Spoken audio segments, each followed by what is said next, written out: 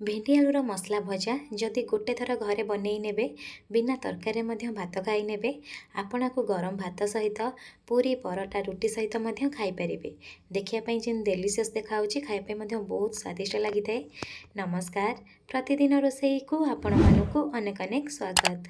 आपण मानकु अनुरोध रहिला जदि चैनल रे नुआ अछंती प्लीज चैनल को सब्सक्राइब करनेबे, ता सहित वीडियो को प्लीज गोटे लाइक करेंगे। प्रथमे भेंडी काटिबा आगु धोई नेबे, काटी सारा पर धोइबेनी। धोई सारा पर गोटे सुखिला कनारे पोछि नेबे।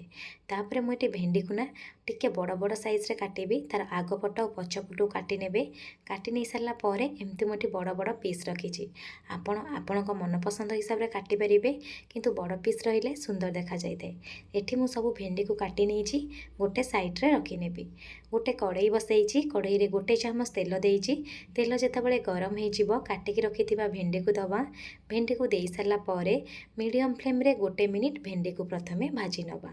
आ स्वाद हिसाब रे अल्प टिके मु लुण यूज करिछि।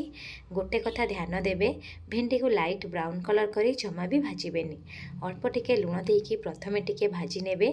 आ भेंडी रे जेहेतु लालुआ अंश थाए प्रथमे आमे कौन करिबा घोड़ई नबा। घोड़ई की कौन करिबा मीडियम फ्लेम रे 2 ରୁ 3 मिनिट छाड़ी दबा। 3 मिनिट हो गला पर मुझे कभर को काढ़ी नौची। काढ़ी नहीं सारा पर प्रथमे आमे कौन करिबा भेंडी को 2 ରୁ 3 मिनिट आउ थे भाजी नबा। भेंडी उपर जस्ट केमती कलर आसुथिबो भेंडी को काढ़ी नेबे। जमा भी लाइट ब्राउन कलर कर भाजीबेनी। भेंडी को काढ़ी सारा पर से कड़ई रे आहरी 1 ରୁ 1.5 चामच तेल देइछि। तेल जेतेबेले गरम हो आधा चामच जीरा दबा। आ जीरा जेतेबेले भलसे फुटिजिब आधा चामच मुझे धनिया को एमती फाଳ फाଳ कर छेची नहीं धनिया दे दबा। ता सहित मुझे अल्प किसी रसुण को दरदरा छेची नहीं रसुण दूची। आपड़ जदि बिना पियाज रसुण बनवाई चाहूथे ये रसुण को स्किप करें। केवल मुझे पियाज रसुण रसुण ही व्यवहार करी। रसुण दे सारा पर जस्ट 1 मिनिट भाजी नेबे। भाजी नहीं सारा पर 2ଟି मीडियम साइज आलू को चोपा छड़ेकी एमती टिके मोटा मोटा और लंबा लंबा पीस रे काटी रखी। आलू को दे सारा पर 1 ରୁ 2 मिनिट प्रथमे मसला सहित आलू को भाजी नेबे। आलू शीघ्र सिझियापाई मुझे अल्प टिके लुण दउची। मने रखिथिबे एठी आमे आलू रे मध्य लुण यूज कले, ता सहित भेंडी रे मध्य लुण यूज कले से हिसाब रे आपण भजा रे लुण यूज करिवेनी। तापर लुण दे सारा पर जस्ट टिके मिसेई नेबे।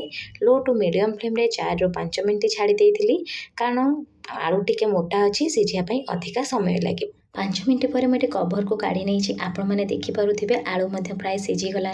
ता सहित ऊपर गोटे लाइट ब्राउन कलर कोटिंग आसी जाइए। एबे आमे कौन करिबा जस्ट टिके मिसेई नबा। मिसेई सारा पर भाजिकी रखिथिबा भेंडी को दबा। भेंडी सहित कौन करिया ना आलू को टिके 1 मिनिट भाजी नबा। जेहेतु एठे किछि मसला यूज करिछे जेमती धनिया जीरा ता सहित रसुण, से फ्लेवरटा मध्य जेमती भेंडी सहित आसीबो सेतबे प्रथमे 1 मिनिट भेंडी को भाजी नेबे। भाजी नहीं सारा पर एठी मु बेसिक मसला यूज करुची। आधा चामच हळदी गुंड ता सहित आधा चामच लंका गुंड एठी देइची। आपण जदि चाहिबे एठी कंचा लंका काटिक मध्य यूज करि परिबे। एबे हमें लो फ्लेम रे गोटे साइड रे छाड़ी दबा। आ गोटे फ्लेम रे मटे कोन करछि ना गोटे पैन बसैछि। त 1.5 चामच मटे बेसन दउची। बेसन देई साला पर लो फ्लेम रे 1 मिनिट बेसन उठे भाजी नेबे। जहा पर कंचा स्मेल जो बेसन थाए ना रहिबनी। आ बेसन को हमें भजा रे यूज करिबा। देखिबे टेस्ट बहुत भल आसीबो। 1 मिनिट भाजी सारा पर फ्लेम को ऑफ कर नहीं। एपटे देखि पारुथिबे भेंडी और आलू मध्य भल से सिझी गलानी। लास्ट को आधा चामच गरम मसला दबा। गरम मसला दे सारा पर आपको मिसेई नबा।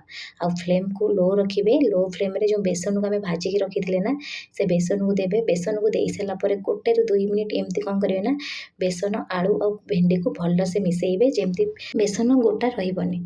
एबे हमें चटपटा फ्लेवर पाई आधा चामच लेंबूर रस दबा। लेंबूर रस दबा पूर्व फ्लेम को ऑफ कर नेबे।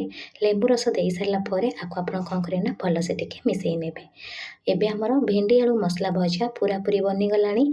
आपण को गोटे थर ट्राई करंतु। मो सहित कमेंट सेक्शन रे शेयर करंतु। धन्यवाद।